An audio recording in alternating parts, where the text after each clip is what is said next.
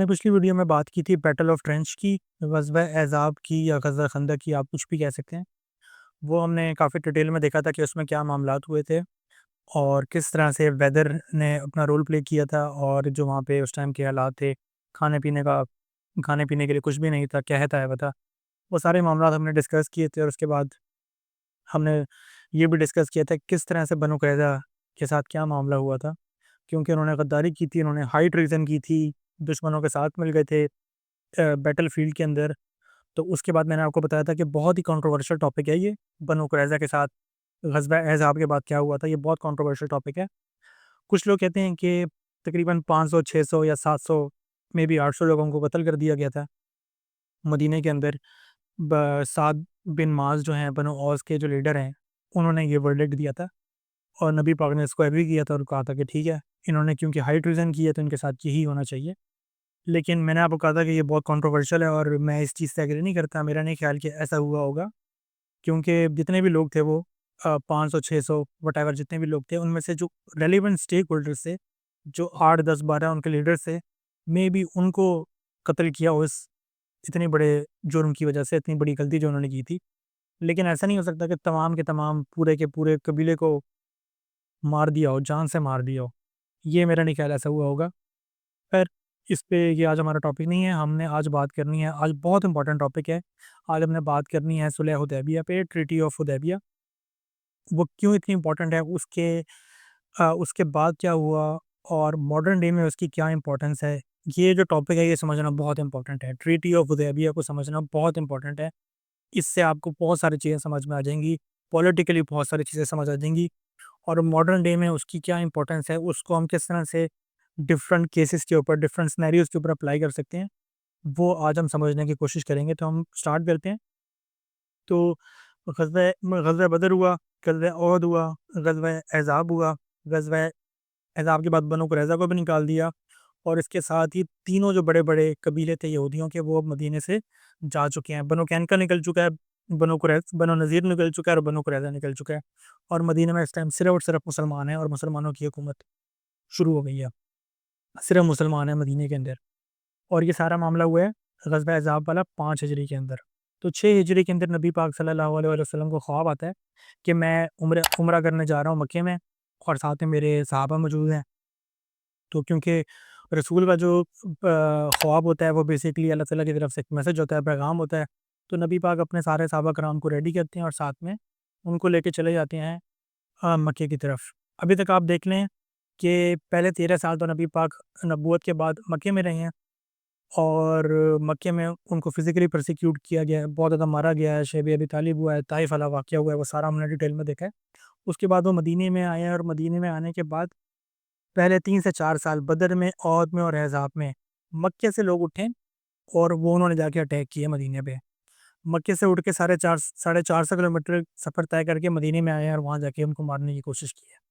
अब for the first time तकरीबन 18 साल बाद, नबूवत के तकरीबन 18 साल बाद, 19 साल बाद नबी पाक सल्लल्लाहु अलैहि वसल्लम फर्स्ट टाइम वहाँ से उठ के मदीने से अब मक्के की तरफ आ रहे हैं। और उनका इंटेंशन क्या है उनकी इंटेंशन ये है कि वो वहाँ जाके उम्रा करेंगे और किसी भी जंग की नीयत से नहीं जा रहे वो लोग। उनकी जो तलवारें हैं वो उनके नियाम के अंदर हैं। सब ने एहराम पहने हुए हैं, सहाबा कराम ने 1400-1500 लोग तकरीबन जाते हैं मक्के की साइड पे, मक्के की तरफ रवाना होते हैं और जो कुरैश मक्का हैं, उनको ये खबर मिलती है कि जी 1400-1500 मुसलमान आ रहे हैं और उनको इंटेंशन क्लियर नहीं होती कि ये लोग किस वजह से आ रहे हैं। ये लोग हम पर अटैक करने आ रही हैं, उम्रा करने आ रही हैं, उनको इंटेंशन क्लियर नहीं होती। वो बेसिकली सबसे पहले तो भेजते हैं खालिद बिन वलीद को कि जाके आप देख कर आएँ, वेरीफ़ाई करके आएँ, क्या इनका इनका पर्पस क्या है, कि इनकी इंटेंशन क्या है। तो खालिद बिन वलीद आते हैं, वो देखते हैं सारा का सारा, उस टाइम तक उन्होंने इस्लाम कबूल नहीं किया होता। तो वो देखते हैं और वो कहते हैं कि जी नहीं, उम्रे की नीयत से ही आ रहे हैं, सबने एहराम पहने हुए हैं, किसी ने कोई तलवार-शलवार नहीं निकाली हुई। और इस टाइम पे वो उनको ट्राई भी करते हैं किसी तरह से इंटरसेप्ट करने की, कत्ल करने की कोशिश करते हैं वो उस नमाज़ के वक़्त, जब ज़ोहर में सारे मुसलमान नमाज़ पढ़ते हैं, तो उस टाइम पे वो सोचते हैं कि यार इनको मारा जा सकता है नमाज़ पढ़ते हुए। और वो कहते हैं कि अभी ज़ोहर के बाद असर की नमाज़ होगी तो तब मैं ट्राई कर सकता हूँ। लेकिन उस दौरान ही सलातुल खौफ नाज़िल होती है अल्लाह ताला की तरफ से उसमें होता ही है कि कुछ आधे लोग नमाज़ पढ़ेंगे और बाकी लोग जो हैं वो आस-पास की रखवाली करेंगे, जो बाकी उनकी पोज़ेशन है, उनकी जो चीज़ें वगैरह पड़ी हैं और उनकी हिफाज़त करेंगे। तो ये इस तरह से मिस हो जाता है उनसे, खालिद बिन वलीद से। इसके बाद जब वो मक्के के करीब पहुँचते हैं, हुदैबिया एक विलेज है, गाँव है मक्के से पहले, वहाँ पर वो लोग पड़ाव डालते हैं। बेसिकली अब उनको एंटर होना है मक्के के अंदर। अब मक्के वाले उनको एंटर नहीं होने दे रहे होते, क्योंकि एक तो उनको उनको इस चीज़ की इंटेंशन क्लियर नहीं होती कि यार वाक़ई उम्रा करने आ रहे हैं, क्या पर्पज़ है। दूसरा, वो उनको ये भी होता है कि अगर इनको मक्के में आने दिया, तो ये हमारी एक तरह से बहुत ज़्यादा हमारी डिफीट हो जाएगी, हमारी शिकस्त हो जाएगी। क्योंकि पहले 13 साल इन्होंने मारा है मक्के वालों ने, उसके बाद 3 दफ़ा जंगों में गए हैं, वहाँ जाके मार खाई है। अहज़ाब से आपको पता है भाग गए लोग, और बदर में भी आपको पता है कि कितने बड़े-बड़े सरदार इनके मारे गए थे, और ओहद में भी इनको इनकी कैजुअलिटीज़ भी हुई थी ओहद के अंदर भी। और ओहद के अंदर बेसिकली अपना पर्पज़ तो नहीं पूरा कर सके थे कि मदीने को आके क्रश कर दें और नबी पाक को कत्ल कर दें, तो इनके पर्पज़ तो क्लियर नहीं हुए होते।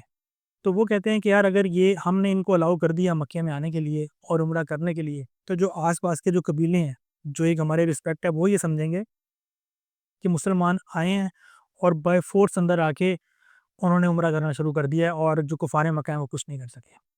तो एक तरह से उनकी इज़्ज़त पे बात आ जाती है, उनकी रिस्पेक्ट पर बात आ जाती है। तो वो बेसिकली नेगोशिएशन के लिए 3-4 लोगों को भेजते हैं, 3-4 लोग बारी-बारी आते हैं नबी पाक के पास, और वो कहते हैं कि जी आप, वो इंटेंशन भी वेरीफ़ाई कर रहे होते हैं, और वो कहते हैं कि जी आप यहाँ से वापस चले जाएँ, अभी हमारे लिए पॉसिबल नहीं है कि हम आपको उम्रा करने दें। नबी पाक यहाँ से डिप्लोमेसी के लिए हज़रत उस्मान बिन अफ़्फ़ान को भेजते हैं। पहले सबसे पहले हज़रत उमर को कहते हैं कि आप जाएँ, तो हज़रत उमर कहते हैं कि मेरा जो ख़ानदान है, जो मेरा कबीला है, वो इतना स्ट्रॉन्ग नहीं है, और अगर मैं जाऊँगा तो मुझे नुकसान हो सकता है। तो वो हज़रत उस्मान को भेजते हैं। हज़रत उस्मान बनो उमैया के होते हैं, और वहाँ पे उस टाइम पे जो एक बड़ा सरदार होता है मक्के की तरफ से, वो अबू सुफ़ियान होता है। तो वो एक ही ख़ानदान के होते हैं, तो वो हज़रत उस्मान को भेजते हैं कि आप जाएँ, जाके नेगोशिएशन करें और जाके उनको बताएँ कि हम सिर्फ़ उम्रा करने आए हैं और हमारी कोई इंटेंट नहीं है। इस दौरान कुफ़ार मक्का की तरफ से काफ़ी सारे लोग जाते हैं, 3-4 लोग जाते हैं। एक उरवा बिन मसूद होते हैं, जो अब्दुल्ला इब्न मसूद के भाई होते हैं। वो आते हैं और वो कहते हैं कि जी क्या आपकी इंटेंशन है? क्या करने आ रहे हैं आप लोग? तो वो बताते हैं कि जी हम सिर्फ़ उम्रा करने आए हैं। तो वो वहाँ पे थोड़ा-सा माहौल थोड़ा ख़राब हो जाता है। वो कहते हैं कि ये जो आपके सहाबा कराम हैं, ये तो आपको छोड़ के चले जाएँगे। वो कहते हैं जिस तरह औद में छोड़ दिया था, अभी भी छोड़ के चले जाएँगे, और आप इन पे भरोसा नहीं कर सकते। तो वहाँ पे जो हैं सहाबा कराम बड़े नाराज़ होते हैं। हज़रत अबू बकर सिद्दीक़ बड़े नाराज़ होते हैं, और वो उनको थोड़े सख्त वर्ड्स कहते हैं। इसके अलावा जो बाकी सहाबा कराम हैं, वो भी बड़े नाराज़ होते हैं उनकी ये बात सुन के, और वो उनको बेसिकली ये दिखाने की कोशिश करते हैं कि हम नबी पाक से के साथ बिल्कुल लॉयल हैं, और हम इनको कहीं छोड़ के नहीं जा रहे। तो वो क्या करते हैं, जब नबी पाक बाहर आते हैं नमाज़ वगैरह पढ़ने के लिए, तो वो वज़ू कर रहे होते हैं, तो वज़ू का पानी नहीं गिरने देते जो सहाबा कराम हैं, और वो दिखाते हैं कि जी हम इनके हर हर बात पे लब्बैक करने के लिए तैयार हैं, हम कहीं पर भी बैक ऑफ नहीं कर रहे। तो जो उरवा बिन मसूद है, वो वापस जाता है मक्के में, और वो जाके बताता है कि जी वो अपने ये लोग जो हैं सिर्फ़ उम्रा करने के लिए आ रहे हैं, और आप लोग इनसे पंगा ना लें तो अच्छा है, क्योंकि ये जो 1400-1500 लोग हैं, ये अपने लीडर के लिए जान कुर्बान करने के लिए तैयार बैठे हैं, और ये किसी किस्म के भी इरादे में नहीं है कि ये कहीं से भी बैक ऑफ कर जाएँ। तो उरवा बिन मसूद कहते हैं, वो एक काफ़ी बड़े डिप्लोमैट होते हैं, सफ़ारतकार होते हैं, वो कहते हैं मैं पर्शियन एम्पायर के लीडर से भी मिला हुआ हूँ, रोमन एम्पायर के लीडर से भी मिला हुआ हूँ, और भी बड़े-बड़े लीडरों से मिला हुआ हूँ। लेकिन जो रिस्पेक्ट इनके सहाबा कराम अपने सरदार की करते हैं, नबी पाक की करते हैं, वो कहते हैं मैंने इतनी ज़्यादा रिस्पेक्ट कहीं पर भी किसी की नहीं देखी। तो वो कहते हैं हम इनसे पंगा ना लें तो अच्छा है। और लेकिन कुफ़ारे मक्का जो होते हैं, उनके माइंड में यही होता है कि हम इनको अलाउ नहीं कर सकते। अगर हम अलाउ करेंगे तो हमारी डिग्निटी पे बात आ जाएगी।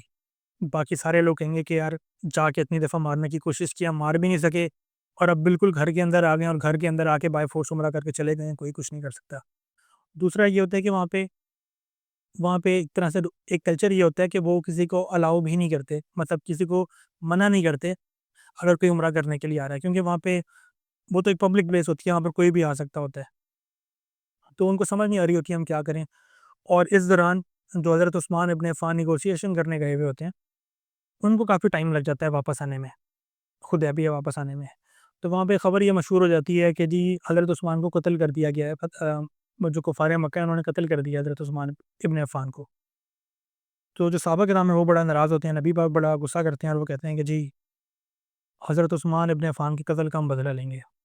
और वहाँ पर वो एक पॉइंट पे नबी पाक सल्लल्लाहु अलैहि वसल्लम के हाथ पर बैत लेते हैं, बैत अलल मौत, कि हम आपके साथ खड़े हैं और हम हज़रत उस्मान का बदला लेकर जाएँगे और अब बेशक हमारी जान जाती है जाए, हम बैक ऑफ नहीं करेंगे, हम पीछे नहीं हटेंगे।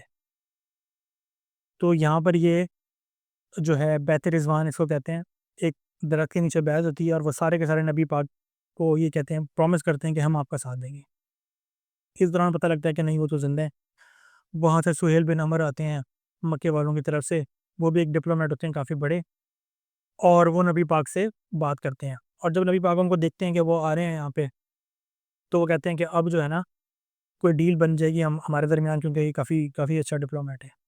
तो सुहेल बिन अमर कहता है कि जी नबी पाक से कि हम आपको इस साल अलाउ नहीं कर सकते और आप नेक्स्ट ईयर आ जाएँ, और साथ में पूरी एक डील रखते हैं उनके सामने, जिसको ट्रीटी ऑफ हुदैबिया कहते हैं, वो डील रखता है। वो कहता है जी कि आप जो है हम आपको आज के बाद रिकॉग्नाइज़ करते हैं, हम आपको आइडेंटिटी देते हैं कि आप एक पावर हैं, आप सिर्फ एक ग्रुप नहीं है, आप सिर्फ एक मूवमेंट नहीं है, आप बाकायदा एक पावर हैं। हम आपको एज़ अ पार्टी एक्सेप्ट करते हैं, आपको एक्नॉलेज करते हैं, और आप हमारे से पैक्ट साइन कर लें कि आप इस साल उम्रा ना करें, आप नेक्स्ट ईयर आ जाएँ, नेक्स्ट ईयर उम्रा करें। हम 3 दिन के लिए जो है मक्का छोड़ देंगे, आप वहाँ पे प्रॉपर आके अपना जो भी आपकी रिचुअल्स हैं आप वो करें, इबादत करें अपनी। और वो साथ में कहता है कि नो वॉर पैक्ट हम साइन कर लेते हैं कि 10 साल कोई जंग नहीं होगी। वो कहते हैं बदर हुई है, औद हुई है, खंदक हुई है, उसमें आग का भी बड़ा नुकसान हुआ है इकोनॉमिकली, और ज़ाहिर लोग भी शहीद हुए हैं, हज़रत हमज़ा शहीद हुए हैं, हज़रत मुसअब बिन उमैर और भी बड़े लोग शहीद हुए हैं। वो कहते हैं हमारा भी नुकसान हुआ है, तो बेहतर ये है कि हम नो वॉर पैक्ट कर लेते हैं फॉर 10 ईयर्स, आप भी अपने आप को इतने में डेवलप करें, हम भी डेवलप करते हैं। तो वो कहते हैं ठीक है। साथ में कुछ बड़ी सख्त किस्म की कंडीशन होती है। वो कहता है अगर कोई मक्के में कोई मुसलमान हो जाए और वो मक्का छोड़ के मदीना आए, तो आप इस चीज़ के पाबंद होंगे कि वो बंदा आप हमारे हवाले करेंगे। अगर कोई मक्के में इस्लाम कबूल करता है और वो भाग के आपकी तरफ आता है, और हम डिमांड करेंगे वापस कि आप वो बंदा हमें वापस रिटर्न करें, वो आपके पास नहीं आ सकता। ये बड़ी सख्त शर्त होती है। नबी पाक कहते हैं ओके। फिर वो कहता है कि अगर जो है मदीने में से मक्के में से सॉरी मदीने में से कोई मक्के आता है, तो आप जो है उसको हमसे डिमांड नहीं कर सकते वापस माँगने की। इस तरह की शर्तें करते हैं, और साथ में एक और पॉइंट उसमें ये होता है कि आपकी मर्ज़ी, आप जिस मर्ज़ी के साथ अलायंस बनाना चाहते हैं आप बना लें, और हमारी मर्ज़ी हम जिस मर्ज़ी के साथ अलायंस बनाना चाहते हैं, हम जो है अलायंस बना सकते हैं। तो ये जितने 5-6 पॉइंट्स होते हैं, 6-7 पॉइंट्स, नबी पाक इन सब पे एग्री कर लेते हैं। वो कहते हैं ठीक है, हम नो वॉर पैक्ट पे साइन करते हैं और हम नेक्स्ट ईयर आके उम्रा करेंगे। नीचे बाद में आके वो साइन शाइन करते हैं, हज़रत अली नबी पाक की तरफ से वो सारा लिख रहे होते हैं। वहाँ से सुहेल बिन अमर लिख रहा होता है, और ट्रीटी डी साइन ऑफ हो जाती है। दोनों ट्रीटी को साइन कर लेते हैं, और नबी पाक इस चीज़ पे एग्री कर लेते हैं कि हम अब यहाँ से वापस जाएँगे, और इस दफ़ा इस साल उम्रा नहीं करेंगे। नबी पाक जाके ये सारी बात बताते हैं सहाबा किराम को। सहाबा किराम जो है वो बड़ा, आप कह लें कि वो उनका कोई रिस्पॉन्स नहीं होता। वो एक तरह से अपनी खामोशी के ज़रिए प्रोटेस्ट रखते हैं नबी पाक के सामने। वो कहते हैं कि हम तो बड़े स्ट्रॉन्ग हैं, हमारी तो इंटेंशन कोई भी नहीं है जंग वाली, और मक्के का तो कल्चर ये है कि वहाँ पर कोई भी आके उम्रा कर सकता है, तो ये हमें उम्रा करने से क्यों रोक रहे हैं? और वो कहते हैं हम हक पे हैं, हम सच पे हैं, और हम पावरफुल भी हैं, हम मिलिटरीली बड़े पावरफुल हैं, हम ऑलरेडी प्रूव कर चुके हैं, हमने बदर में प्रूव कर किया है, हमने औद में भी हम प्रूव कर चुके हैं, हम बैटल ऑफ ट्रेंच के अंदर, ग़ज़वा खंदक के अंदर भी हम प्रूव कर चुके हैं। तो हम यहाँ से बैक ऑफ क्यों कर रहे हैं? हम तो हक पे हैं और सच में हैं।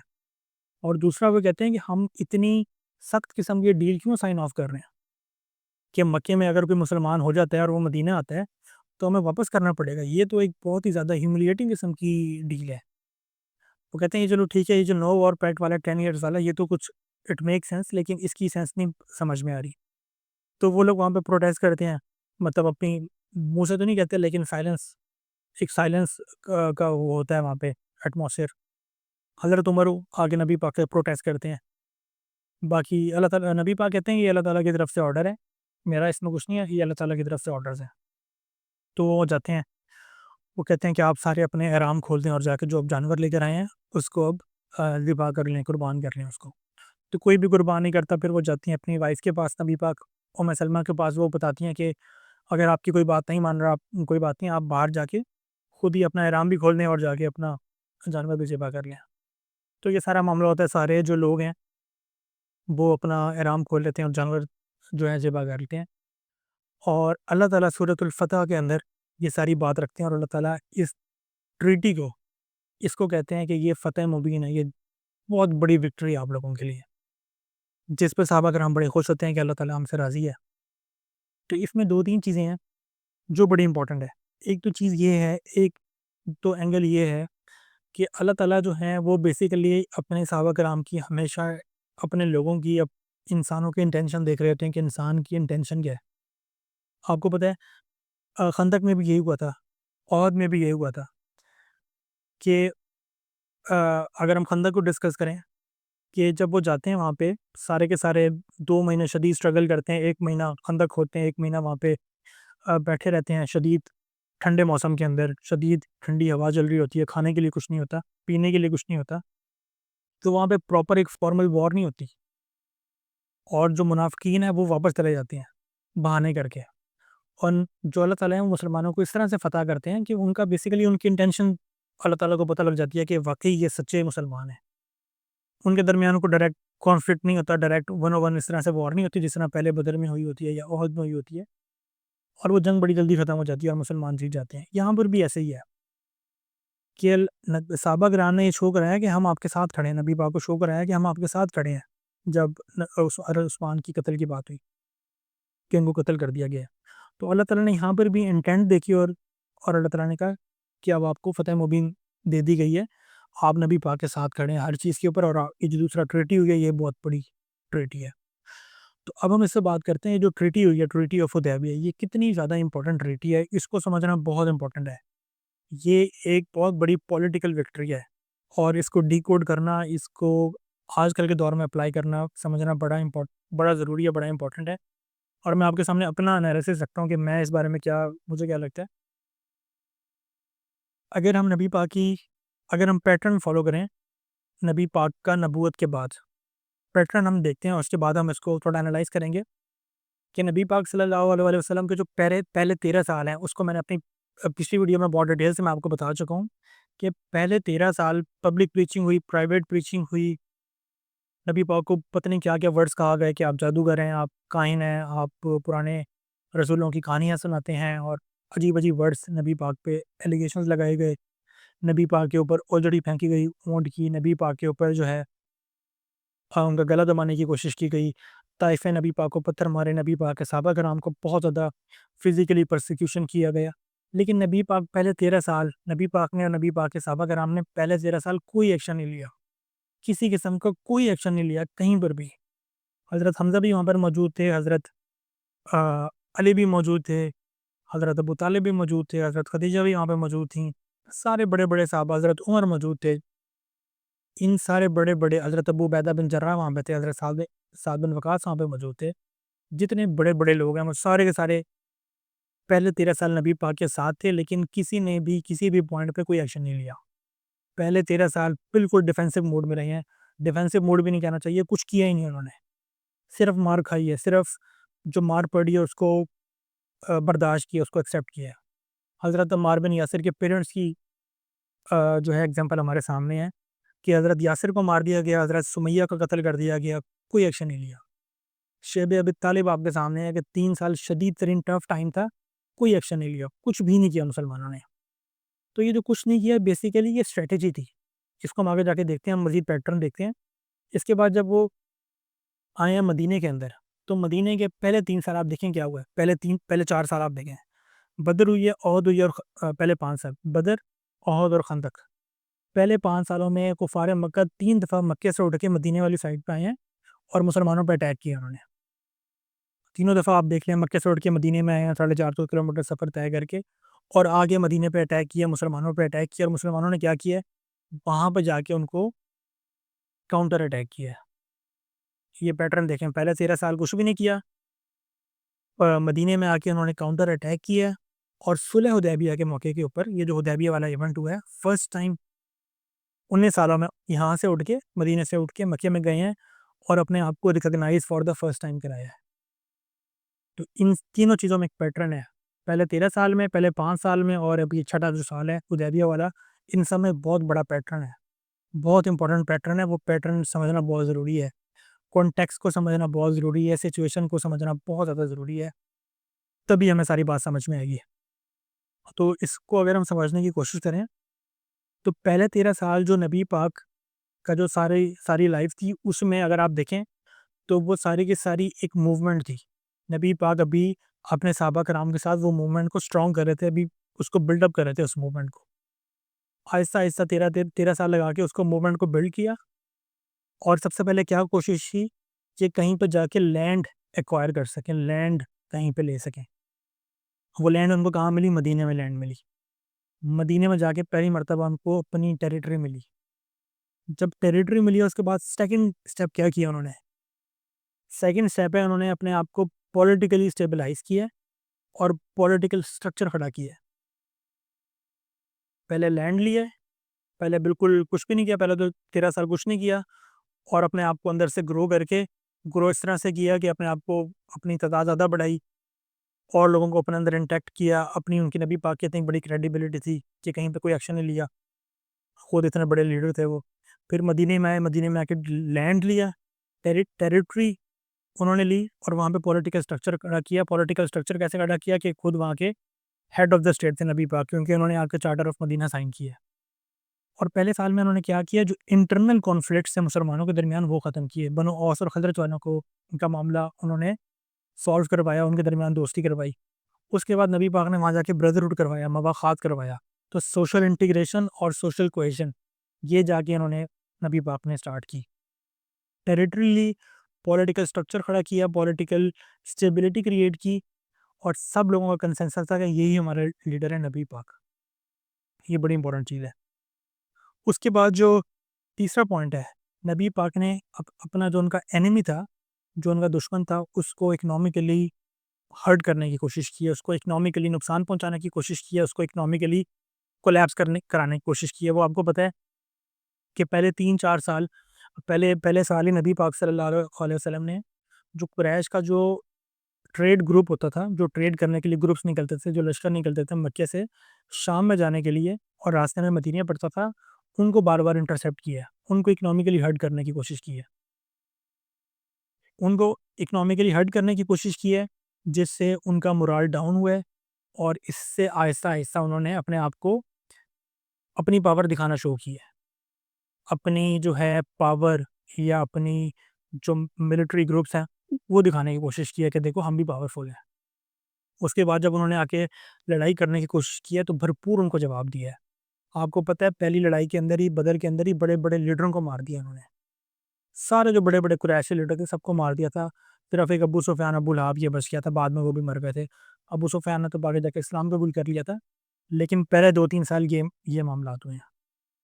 लैंड लिया है, पॉलिटिकल स्ट्रक्चर खड़ा किया है, खुद भी, और दूसरों की इकोनॉमी हर्ट की है, और खुद भी इकोनॉमिकली अंदर से अपने आप को बेहतर करने की कोशिश की है। वो आगे जाके हमें जब ग़ज़ा ख़ैबर पढ़ेंगे तब पता लग जाएगा। और जो चौथा काम किया है, वो उन्होंने काम किया है कि अपनी पावर दिखाई है सबको कि देखो हम मिलिटरीली बड़े स्ट्रॉन्ग हैं। नबी पाक ने हमको शो कराया है कि हम पहले 13 साल जो चुप थे, वो हम, ये किसी वजह से चुप थे। हम, कोई ये नहीं था कि हम कमज़ोर थे। हम उस टाइम भी एक्शन ले सकते थे, लेकिन वो राइट टाइम नहीं था। पहले टेरिटरी लिया है, फिर पॉलिटिकली स्ट्रक्चर खड़ा किया, पॉलिटिकली स्ट्रॉन्ग किया है, और दुश्मन की इकोनॉमी हर्ट की है, और फिर जाके अपने मिलिट्री भी दिखाई है और अपनी पावर शो कराई है। और पावर शो कराने के बाद फिर जाके अपने आप को रिकॉग्नाइज़ करवाया है। क्योंकि जब रिकॉग्नाइज़ कराया है, तो रिकॉग्निशन बड़ी इंपॉर्टेंट है। अपनी आइडेंटिटी शो कराना बड़ी इंपॉर्टेंट है। ये सारी की सारी पॉलिटिकल टर्म्स हैं कि जो है ना, हम बड़े तगड़े लोग हैं। अगर आप हमको सीरियस नहीं लेते हैं, अगर आप हमें आइडेंटिटी नहीं देते, तो आपको जो है उसका जो है ना, लॉस भुगतना पड़ेगा। लॉस उनको ऑलरेडी मिल रहा था, कितनी ज़्यादा उनको उनको लॉस हुआ, इकोनॉमिकली कितना ज़्यादा लॉस हुआ है। उनके लश्करों को कितना ज़्यादा नुकसान पहुँचा है, उनकी सारी रिस्पेक्ट ख़त्म हो गई है, उनकी सारी जो डिग्निटी थी पूरे मक्का के अंदर, वो ख़त्म हो गई है। 3 दफ़ा आके हार चुके हैं वो लोग। बदर में भी हारे हैं, खंदक में भी हारे हैं, और कौत में भी ऑब्वियसली नुकसान हुआ है, उनकी गोल्स पूरे नहीं हुए। तो ये सारा का सारा बड़ा इंपॉर्टेंट है, रिकग्निशन बड़ी इंपॉर्टेंट है। रिकग्निशन में ये मैटर नहीं करता कि सामने वाला जो पार्टीज़ हैं वो कितनी मिलिटरीली स्ट्रांग है या इकोनॉमिकली स्ट्रांग है या पॉलिटिकली स्ट्रांग है, लेकिन रिकग्निशन मिलना इटसेल्फ बहुत बड़ी बात है। इसको अगर हम एग्जांपल से देखें तो अ, अगर हम एग्जांपल लें, ऊपर चाइना है और नीचे इंडिया है, और दरमियान में दो छोटे छोटे मुल्क हैं, एक नेपाल है, एक भूटान है। तो आप देखें ये छोटे मुल्क हैं, इनकी मिलिट्री इतनी ज़्यादा कोई स्ट्रांग नहीं है, इनकी इकोनॉमी इतनी ज़्यादा स्ट्रांग नहीं है, लेकिन ये एक सॉवरेन स्टेट्स हैं। और चाइना ये नहीं है कि जाके उनको अटैक कर दे, या इंडिया का ये नहीं है जाके नेपाल को अटैक कर दे या भूटान को अटैक कर दे। उनकी अपनी एक, आप कह लें, सॉवरेनिटी है, उनकी टेरिटोरियल इंटेग्रिटी है, वहाँ पे एक पॉलिटिकल स्ट्रक्चर है, उनकी वहाँ पे गवर्नमेंट है। कोई भी जाके उनको नुकसान नहीं पहुँचा सकता। अगर जाके कोई उनको हर्ट करेगा तो लॉन्ग टर्म में जाके उसको इसका जो है ना खमियाजा भुगतना पड़ेगा। तो यहाँ पर भी ऐसा ही हुआ है। यहाँ पर भी ऐसा नहीं था, जब नबी पाक सल्लल्लाहु अलैहि वसल्लम को उन्होंने रिकॉग्निशन कर लिया है, तो आप देखें नबी पाक सल्लल्लाहु अलैहि वसल्लम मदीने के अंदर, अब आप आगे जाके देखेंगे, इकोनॉमिकली कितना पावरफुल होते हैं, और जो है प्रीचिंग उनकी किस तरह से बढ़ जाती है, कितने ज़्यादा लोग इस्लाम कबूल करते हैं अगले 2 साल के अंदर, जो उन्होंने पिछले 17 14 15 सालों में कबूल नहीं किया होता लोगों ने। अब यहाँ पे सिक्योरिटी आ गई है, पता है कि यार 10 साल कोई जंग ही नहीं होनी, कोई एनिमी का खौफ ही नहीं है, दुश्मन का खौफ ही नहीं है। तो अब उन्होंने यहाँ पे जाके अंदर इंटरनल रिफॉर्म्स किए हैं बहुत ज़्यादा, इकोनॉमिकली बहुत ज़्यादा स्ट्रांग हुए हैं, और अपना जो दीन का काम था वो उन्होंने आगे किया है। तो ये बहुत बड़ा इवेंट था सुलह हुदैबिया वाला, ट्रीटी ऑफ हुदैबिया वाला। ये पॉलिटिकली बहुत बड़ा मास्टर स्ट्रोक था नबी पाक का, जो कि हमें आगे जाके पता लगेगा 2 साल बाद, जब फ़तेह मक्के वाला इवेंट हुआ था, कि इनकी जो क्लॉज़ेस थी हुदैबिया के अंदर, वो किस तरह से जो कुफ़ार मक्का है उन्हीं उन्हीं के ही गले पड़ गई थी वो। तो ये बड़ा इंपॉर्टेंट है जो है ना। आप ये देखें कि जो तीनों पैटर्न्स अगर आप देखें, पहले 13 साल वाले मक्के वाले, फिर मदीने के 5 साल, और ये वाला जो हुदैबिया वाला पैटर्न है, इसको देखें कि ये जो रिलीजन है इस्लाम, ये बहुत ज़्यादा कॉन्टेक्सचुअल रिलीजन है। ये कॉन्टेक्स्ट के मुताबिक जो है ना, कहता है कि आप स्ट्रैटेजी बनाओ, और उसके मुताबिक आप मैन्यूवरिंग करो। इसमें कोई इमोशनल, कोई जज़्बात वाला काम नहीं है। इतने बड़े-बड़े लॉसेस हुए हैं पहले 14-15 सालों के अंदर, उन्होंने नबी पाक ने उसको बर्दाश्त किया है। इसी इवेंट में भी, सुलह हुदैबिया में भी आपको पता है कि जैसी ट्रीटी साइन हुई है, तो सुहेल बिन अमर, जिसने कुफ़ार मक्का की तरफ से ट्रीटी साइन की थी, उसकी तरफ से उनका बेटा आ गया था, सुहेल बिन अमर का बेटा अबू जंदल। तो उसी टाइम वो, हालाँकि जो है चेनों के अंदर, ज़ंजीरों के अंदर उसको जकड़ा हुआ था वो, लेकिन स्टिल नबी पाक ने उसको क्या है कि तुम अभी यहाँ यहीं पे रहो, हमने ट्रीटी साइन कर लिया, हम ट्रीटी को तोड़ नहीं सकते, तो तुम अभी मक्के में रहो और थोड़ा सब्र करो। फिर वो जो बाद में अबू बसीर वाला इवेंट हुआ था, कि कुछ लोग मक्के से इस्लाम कबूल करते हैं और वो मदीने में आके रहने की कोशिश करते हैं, तो नबी पाक कहते हैं कि नहीं, आपने यहाँ पे नहीं रहना, मैंने ट्रीटी साइन की हुई है। तो वो कहीं और जाके रहना शुरू करते हैं, और वहाँ जाके कुरैश के काफ़िलों को इंटरसेप्ट करते हैं। तो ये सारा मामला होता है। तो सारा जो ये चीज़ें आप देखें, बड़ा कॉन्टेक्स्ट के हिसाब से चलना पड़ता है। कॉन्टेक्स्ट के हिसाब से चलेंगे तो चीज़ें समझ में आएँगी। अगर आप इमोशनली चीज़ों को लेके चलेंगे तो फिर वो इतनी ज़्यादा वर्थ इट नहीं होगी। इसमें अगर हम एग्ज़ाम्पल लें, गज़ा वाली एग्ज़ाम्पल लें या फ़लस्तीन वाली एग्ज़ाम्पल लें, तो फ़लस्तीन में अगर हम देखें, तो फ़लस्तीन में उनके पास लैंड तो है मुसलमानों के पास, लेकिन वहाँ पे वो पॉलिटिकली उनका स्ट्रक्चर नहीं है, पॉलिटिकली स्ट्रॉन्ग नहीं है। पॉलिटिकली स्ट्रॉन्ग नहीं है, और बाकी जो दुनिया के जो दूसरे मुसलमान मुल्क हैं, वो भी उनकी हेल्प नहीं कर पा रहे। वो हेल्प इसलिए नहीं कर पा रहे, हालाँकि सबके पास लैंड भी है। कहीं पे मुसलमान इकोनॉमिकली वीक हैं, कहीं पे पॉलिटिकली बहुत ज़्यादा वीक हैं। ये सिर्फ़ 2 ही वजह है। लैंड सबके पास है, कोई कहीं पे इकोनॉमिकली वीक है और कहीं पे पॉलिटिकली वीक है। और ये दोनों तीनों चीज़ें होना बहुत इम्पोर्टेंट है। इसके बगैर आप कोई बड़ा एक्शन नहीं ले सकते। इसके अलावा अगर ये पॉलिटिकल स्टेबिलिटी नहीं है और इकोनॉमिक स्टेबिलिटी नहीं है मॉडर्न डे के अंदर, तो आप कोई बड़ा एक्शन नहीं ले सकते। आप देखें, अगर पाकिस्तान उनकी हेल्प करना चाहता है, फ़लस्तीन वालों की, तो पाकिस्तान तो पॉलिटिकल स्ट्रॉन्ग ही नहीं है। पाकिस्तान इकोनॉमिकली बड़ा वीक है, पाकिस्तान इकोनॉमिकली डिपेंडेंट है दूसरे मुल्कों के ऊपर, आईएमएफ के ऊपर, अपने दोस्त ममालिक के ऊपर। पाकिस्तान तो सर्वाइव ही नहीं कर सकता अगर जब तक इकोनॉमिकली स्ट्रॉन्ग हो। और दूसरा, पाकिस्तान में पॉलिटिकल स्टेबिलिटी भी नहीं है। पाकिस्तान में कोई ऐसा लीडर ही नहीं है जिस पर तमाम लोग जो अलाइन कर सकें, वो कहें यार ये हमारा लीडर है, जिसकी वजह से आप जाके किसी की हेल्प ही नहीं कर सकते, पॉलिटिकली भी कुछ नहीं कर सकते, इकोनॉमिकली भी कुछ नहीं कर सकते। आप पॉलिटिकली वीक हो, इकोनॉमिकली वीक हो, इंटरनली वीक हो आप। यही बाकी मुल्कों का हालात है। अफ़गानिस्तान भी उनके लिए कुछ नहीं कर सकता, जो बांग्लादेश है वो भी कुछ नहीं कर सकता। जो बाकी जो स्ट्रॉन्ग मुल्क हैं, सऊदी अरब है या मिडल ईस्ट वाले मुल्क हैं, गल्फ़ वाले जो मुल्क हैं बेसिकली, उनको आप देखना, वो इकोनॉमिकली बहुत तगड़े हैं, लेकिन पॉलिटिकली बहुत ज़्यादा वीक हैं वो। पॉलिटिकली बहुत ज़्यादा वीक हैं। वहाँ पे डेमोक्रेसी नहीं है। वहाँ पे आप हुकूमत के खिलाफ कुछ बोल ही नहीं सकते, कोई बात ही नहीं कर सकते, क्योंकि वहाँ पे तो मोनार्की है, वहाँ पे किंगडम है। अगर आप किसी के खिलाफ, किसी लीडर के खिलाफ बोलोगे, आपको नेक्स्ट स्टेप अंदर कर देंगे। तो पॉलिटिकल स्टेबिलिटी नहीं है, वो अपने डिसीजन मेकिंग सही तरह कर ही नहीं सकते। वो जो वहाँ पे उनकी मोनार्की कायम है आजकल के दौर के अंदर भी, 2026 के अंदर वहाँ पे उनकी जो मोनार्की कायम है, वो इसलिए कायम है कि उनके पीछे अमेरिका वगैरह सारे लोग बैठे हुए हैं उनके पीछे।